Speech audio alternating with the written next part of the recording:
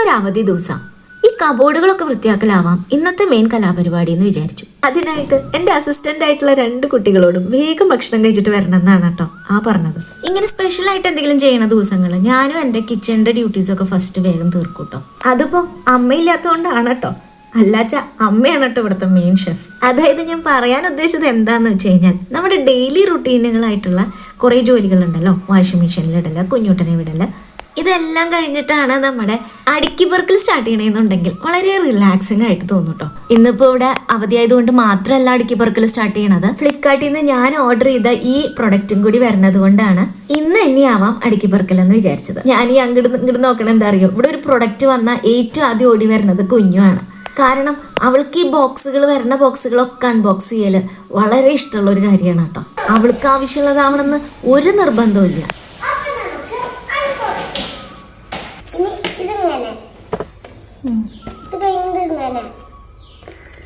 ഇവിടെ ഒരു ഇതുപോലത്തെ കണ്ടോ, അവിടേക്ക് ഇത് തുറന്നിട്ട് ഇവിടെ ഇതിൻ്റെ ഉള്ളിലേക്ക് കയറ്റി വെക്കണം രണ്ടും. പിന്നെ അതും ഇവിടെ ഓട്ട ഉണ്ടാവും, കണ്ട ഓട്ട കണ്ടില്ലേ, അതും ഇതിൻ്റെ ഉള്ളിലേക്ക് ഇങ്ങനെ കയറ്റി വെക്കണം. ഈ ഓട്ടയുടെ ഇതും ഇതിൻ്റെ ഉള്ളിലേക്ക് കയറ്റി വെക്കണം. ഞാൻ പറഞ്ഞില്ലേ അതുപോലെ തന്നെ ഞാൻ സ്പീഡ് ചെയ്യാണ്. അമ്മ ഇതിപ്പോ എപ്പോഴും മേടിക്കണോണ്ട് എനിക്കിപ്പോ പ്രാക്ടീസായി, അല്ലെങ്കിൽ ഞാൻ തപ്പി അടിച്ചു നിന്നേനെ.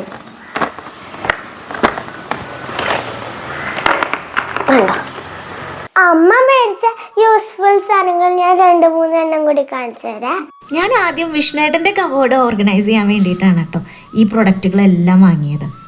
അത് വിഷ്ണുവേട്ടന് വളരെയധികം ഹെൽപ്ഫുൾ ആവുക മാത്രമല്ല, ഒരുപാട് നാള് അടുക്കി വെച്ചത് അതുപോലെ തന്നെ ഇരിക്കണമെന്ന് കണ്ടതോടുകൂടി എനിക്ക് വലിയ സന്തോഷമായി. അതുകൊണ്ട് തന്നെ എനിക്ക് വിഷ്ണുവേട്ടൻ്റെ കബോർഡ് ഓർഗനൈസ് ചെയ്തത് കഴിഞ്ഞ് കഴിഞ്ഞപ്പോൾ ഞാനത് കുട്ടികളുടെ കബോർഡ് ഓർഗനൈസ് ചെയ്യാൻ വാങ്ങി.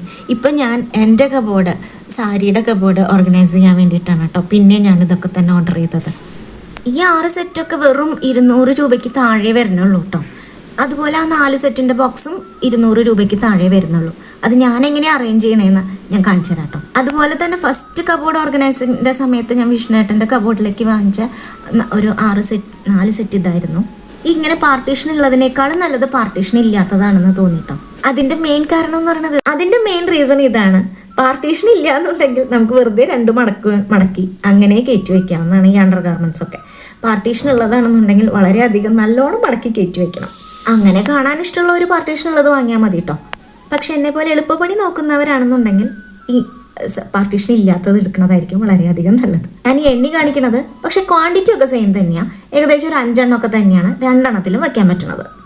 വിഷ്ണുവേട്ടൻ ഇവിടെ ഇല്ലാത്തത് കൊണ്ടും തേച്ച് വെച്ചാൽ പൊടിഞ്ഞു പോണത് കൊണ്ടും ഇപ്പം ഞാൻ തേച്ച് വെച്ചിട്ടില്ല, ജസ്റ്റ് മടക്കി വെച്ചിട്ടേ ഉള്ളൂ. പക്ഷെ ഇങ്ങനെ തേച്ച് നമ്മൾ വയ്ക്കുകയാണെന്നുണ്ടെങ്കിൽ ഒരുപാട് ദിവസത്തേക്ക് ഇങ്ങനെ തന്നെ ഇരിക്കും കേട്ടോ. വിഷ്ണുവേട്ടൻ എത്രയൊക്കെ ഇങ്ങനെ വലിച്ചെടുത്താലും അങ്ങനെ തന്നെ ഇരിക്കാറുണ്ട്. അതുകൊണ്ടാണ് എനിക്കിത് വളരെയധികം ഇഷ്ടപ്പെട്ടത്. അത് കൂടാണ്ട് വേറൊരു ഉപയോഗം ഇതിൻ്റെ ഉള്ളതെന്ന് വെച്ച് കഴിഞ്ഞാൽ ഇതിൻ്റെ മുകളിലത്തെ ലെയറുകൾ നമുക്കിതുപോലെ മൂവ് ചെയ്യാൻ പറ്റും. അതുകൊണ്ട് തന്നെ ആവശ്യമുള്ളത് നമുക്ക് സെലക്ട് ചെയ്തെടുത്തിട്ട് തിരിച്ച് നമുക്ക് മൂവ് ചെയ്ത് അതാത് പൊസിഷനിലേക്ക് തിരിച്ചു വയ്ക്കാനും പറ്റും. അതിന് ഒരു ഡിഫോൾട്ട് ഉണ്ട് കേട്ടോ. എന്താ വെച്ചാൽ ഒരുപാട് വെയിറ്റ് വന്നു കഴിഞ്ഞാൽ ഇതുപോലെ 2 കൂടി നീങ്ങും ചെയ്യും. അതുകൊണ്ട് നീക്കൽ അത്രയ്ക്ക് യൂസ്ഫുൾ ആണെന്നൊന്നും പറയാൻ പറ്റില്ല, പക്ഷെ വേണമെങ്കിൽ നമുക്ക് ചെയ്യാം. ഞാനിപ്പോൾ ഇവിടെ ഒറ്റ കൈ യൂസ് ചെയ്യുന്നത് കൊണ്ടാണ് ഇത്രയ്ക്ക് ബുദ്ധിമുട്ട് തോന്നണം. 2 കൈ യൂസ് ചെയ്യണമെന്നുണ്ടെങ്കിൽ നമുക്ക് ഈസി ആയിട്ട് മൂവ് ചെയ്യാനൊക്കെ പറ്റും കേട്ടോ. പക്ഷെ നീക്കിയില്ല വെച്ചാലും അതിൽ നിന്ന് എടുക്കാനും നമുക്ക് വളരെ എളുപ്പമായിട്ടാണ് തോന്നുന്നത്. വിഷ്ണുവിൻ്റെ കബോർഡ് യൂസ്ഫുൾ ആയതോടുകൂടി ഞാൻ പിന്നെ കുട്ടികളുടെ കബോർഡിലേക്കാണ് പിന്നെ വാങ്ങിയത്. അതായത് മെയിനായിട്ട് അവരുടെ യൂണിഫോമുകൾ, ജേഴ്സികൾ, ട്രൗസേഴ്സ്, പാൻസ്, അതുപോലെ സ്വിമ്മിങ് ഡ്രസ്സ്, ഇതെല്ലാം സെപ്പറേറ്റ് ആയിട്ട് നമുക്ക് എടുത്തു വയ്ക്കാൻ പറ്റിയിരുന്നത് വളരെയധികം ഉപകാരമായിട്ട് എനിക്ക് ഫീൽ ചെയ്തിട്ടുണ്ട് കേട്ടോ. ആ കുട്ടി ബോക്സുകളുടെ ഉപയോഗം ഞാൻ പറഞ്ഞില്ലല്ലോ. അത് മെയിനായിട്ട് കർച്ചീഫുകൾ, അതുപോലെ ഷോർട്ട്സ്, സോക്സ്, അണ്ടർ ഗാർമെൻറ്റ്സ്, ഇതെല്ലാം നല്ല ലഞ്ച് ബോക്സ് ടവൽ, ഇതെല്ലാം സെപ്പറേറ്റ് ആയിട്ട് വയ്ക്കാൻ പറ്റിയത് എനിക്കും വളരെ ഉപകാരമായിട്ട് തോന്നി. എനിക്ക് മെയിനായിട്ട് ഉപകാരമായിട്ട് തോന്നിയത് എന്താണെന്ന് വെച്ചാൽ ഇതൊന്നും എടുത്ത് കൊടുക്കാൻ പിന്നെ ഞാൻ വരേണ്ട ആവശ്യമില്ല. കുളി കഴിഞ്ഞ് വന്ന് നേരെ അതിൽ നിന്ന് എടുക്കാം. ഒരു വലിച്ചെടുക്കലോ എല്ലാം വലിച്ച് പുറത്തേക്ക് ഇടലോ ആകപ്പാട് അലങ്കോലാക്കലോ ഇതൊന്നും അവിടെ നടക്കാത്തത് കൊണ്ട് തന്നെ ഞാനും വളരെയധികം ഹാപ്പിയായി. ഇനി ഒരു ഡിഫക്റ്റും ഒന്ന് ശ്രദ്ധിക്കേണ്ട കാര്യം ഞാൻ പറയട്ടെ. ഇതിൻ്റെ സൈസ് നോക്കി വാങ്ങണം കേട്ടോ. എന്താ വെച്ചാൽ എൻ്റെ ഒരു റൂമിലെ കബോർഡിൽ ഇത് സ്യൂട്ടാവില്ല. അതുകൊണ്ട് തന്നെ നമ്മുടെ അലമാരിയുടെ വിഡ്ത്ത് നോക്കിയിട്ട് വേണം നമ്മളത് വാങ്ങണമെങ്കിൽ, ഇന്നർ വിഡ്ത്ത് നോക്കിയിട്ട് വേണം വാങ്ങണമെങ്കിൽ. പക്ഷെ ആ അലമാരിയിൽ തന്നെ നമ്മൾ നീളത്തിലല്ലാണ്ട് ചെരിച്ചു വെച്ചാൽ അവിടെ സ്യൂട്ടായിട്ടിരിക്കാം. പക്ഷെ എടുക്കാൻ നമുക്ക് കുറച്ച് ബുദ്ധിമുട്ടായിരിക്കും. പിന്നെ കബോർഡിൽ വയ്ക്കാൻ ഞാൻ വാങ്ങിയത് ഇതാണ്. പക്ഷെ എനിക്കിത് ടൈ ഒക്കെ ഉണ്ടാച്ചാൽ മാത്രമേ യൂസ്ഫുൾ ആയിട്ട് ഫീൽ ചെയ്യണുള്ളൂ. ബാക്കിയെല്ലാം ഇഴുകിയത് പോരുന്നുണ്ട്. ഇനി വേറെ ആരെങ്കിലുമൊക്കെ യൂസ് ചെയ്തിട്ട് അതിൽ എക്സ്ട്രാ വല്ല യൂസ്ഫുൾ ആയിട്ട് എന്തെങ്കിലും ഉണ്ടെങ്കിൽ പറയണം കേട്ടോ. അപ്പം ഞാൻ പറഞ്ഞതുപോലെ ഈ മൂന്നാമത്തെ സെറ്റ് ഞാനിന്ന് വാങ്ങിയത് എൻ്റെ സാരികൾ അറേഞ്ച് ചെയ്ത് വെക്കാനാണ്. ഏറ്റവും ആദ്യം ഞാൻ എടുത്ത എൻ്റെ ഈ സാരി എന്ന് പറയുന്നത് കല്യാണ സാരിയാണ് കേട്ടോ. അതാണ് ആ മുഖത്ത് ആ സന്തോഷവും ആ നോട്ടമൊക്കെ. ഇടയ്ക്കിടയ്ക്ക് സത്യം പറഞ്ഞാൽ ഞാൻ വെറുതെയെങ്കിലും ഒന്ന് എടുത്ത് നോക്കാറുണ്ട് കേട്ടോ. കല്യാണം കഴിഞ്ഞ ഇടയ്ക്ക് ഞാൻ എവിടേക്കൊക്കെ ഉടുത്തിട്ടുണ്ടെന്ന് തോന്നുന്നു. പക്ഷെ ഞാനിപ്പോൾ കുറേ നാളുകളായിട്ട് ഇത് ഉടുക്കലൊന്നുമില്ല. എന്നാലും ഇത് ഇങ്ങനെ ഇടയ്ക്കെടുത്ത് നോക്കാനൊക്കെ ഭയങ്കര ഇഷ്ടമാണ് കേട്ടോ. ഫസ്റ്റത്തെ എൻ്റെ ഈ ബോക്സിൽ ഞാൻ പട്ട് സാരിയാണ് വെച്ചത്. ഇതെൻ്റെ എൻഗേജ്മെൻറ്റിൻ്റെ സാരിയാണ്. വല്ലാത്തൊരു ഫീലിംഗ് കേട്ടോ ഈ സാരികളൊക്കെ വീണ്ടും ഇങ്ങനെ എടുക്കുമ്പോൾ. അന്നത്തെ ആ ഒരു ആഘോഷം മൂഡിലേക്കൊക്കെ അങ്ങോട്ട് പോണ പോലെ തോന്നുകയാണ്. ഇത് എൻ്റെ ഏട്ടൻ്റെ എൻഗേജ്മെൻറ്റിന് ഞാൻ എടുത്ത സാരിയാണ്. എൻ്റെ ഏട്ടൻ്റെയും എൻ്റെയും കല്യാണം 4 ദിവസം വ്യത്യാസം ഉണ്ടായിരുന്നുള്ളൂ. അതുകൊണ്ട് തന്നെ ഞങ്ങളുടെ വീട്ടിലൊരു മേള തന്നെയായിരുന്നു കേട്ടോ. ഈ സാരികളൊക്കെ ഇങ്ങനെ എടുക്കുമ്പോൾ സത്യം പറഞ്ഞാൽ ആ ഓർമ്മകളൊക്കെ ഇങ്ങനെ മനസ്സിലേക്ക് വന്നു പോവാണ്. ഇതെൻ്റെ വിഷ്ണുവേട്ടൻ എനിക്ക് കയ്യിൽ തന്ന സാരിയാണ്. എനിക്ക് ഭയങ്കര ഇഷ്ടമാണ്. ഒരു പ്രത്യേക ഗ്രേപ്പ് വൈൻ്റെ ഒക്കെ ഒരു കളറ്, നല്ല ഭംഗിയുണ്ട്, നല്ല രസമുണ്ടായിരുന്നു. എനിക്ക് ഇപ്പോഴും ഭയങ്കര ഇഷ്ടമാണ്. എവിടെയെങ്കിലും കൊടുക്കണമെന്ന് വളരെ ആഗ്രഹമുണ്ട്. പക്ഷേ എവിടേക്കേ ഈ പട്ട് സാരിയൊക്കെ കൊടുക്കുക എന്നുള്ളത് മാത്രമേ ഒരു കൺഫ്യൂഷനുള്ളൂ. ഇതെൻ്റെ ഏട്ടൻ്റെ കല്യാണത്തിന് ഞാനെടുത്ത സാരിയാണ്. അങ്ങനെ ആ ഓർമ്മകളൊക്കെ പങ്കുവെച്ച് ഞാൻ ആ സെക്ഷൻ അങ്ങോട്ട് മാറ്റി വെച്ചു. അടുത്ത സെക്ഷൻ ജൂട്ട് സിൽക്കുകളുടെയും സോഫ്റ്റ് സിൽക്കുകളുടെയും സെക്ഷൻ ആക്കാമെന്ന് വിചാരിച്ചു കേട്ടോ. ജൂട്ട് സിൽക്ക് കഴിഞ്ഞപ്പോൾ അടുത്ത സെക്ഷൻ സോഫ്റ്റ് സിൽക്കുകളാണ്. ഓരോ സാരിക്കുമുണ്ട് ഓരോ കഥകൾ. അത് മുഴുവൻ പറയാൻ നിന്ന വീഡിയോ ഒരുപാട് ലെങ്തിയാവും. എൻ്റെ കാണിക്കലൊക്കെ കാണുമ്പോൾ സത്യം പറഞ്ഞാൽ എനിക്ക് ഓർമ്മ വരുന്നത് മണിച്ചിത്രത്താഴുള്ള ശോഭനേനെയാണ്. ഓരോന്നെടുത്ത് ഇങ്ങനെ നോക്കണില്ലേ ഓരോ ആഭരണങ്ങൾ. അതുപോലെ ഇനി കൂടുതൽ പറഞ്ഞ് ഞാൻ നിങ്ങളെ ബോറടിപ്പിക്കുന്നില്ല.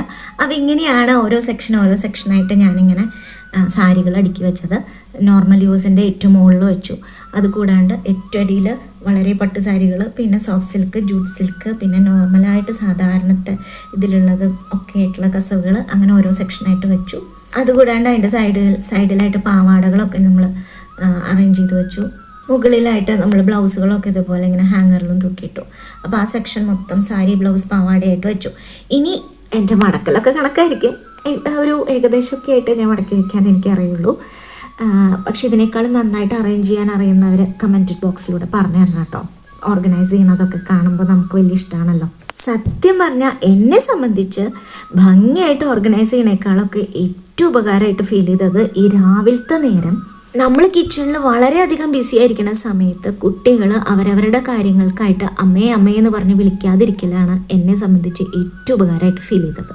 ഇങ്ങനെ ഓർഗനൈസ് ചെയ്ത് വയ്ക്കുന്നത് കൊണ്ട് തന്നെ അവരവരുടെ കുളി കഴിഞ്ഞ് അവരവരുടെ കാര്യങ്ങൾ നോക്കി അവർ റെഡിയായി പുറത്തേക്ക് ഇറങ്ങുന്നതായിരിക്കും. കുറച്ച് പേർക്കെങ്കിലും ഈ വീഡിയോ യൂസ്ഫുൾ ആയി. അപ്പോൾ ഇന്നത്തേക്ക് ഇത്രയേ ഉള്ളൂ. എല്ലാവരും സന്തോഷമായിട്ടിരിക്കാം, ജീവിതം മാക്സിമം എൻജോയ് ചെയ്യാം.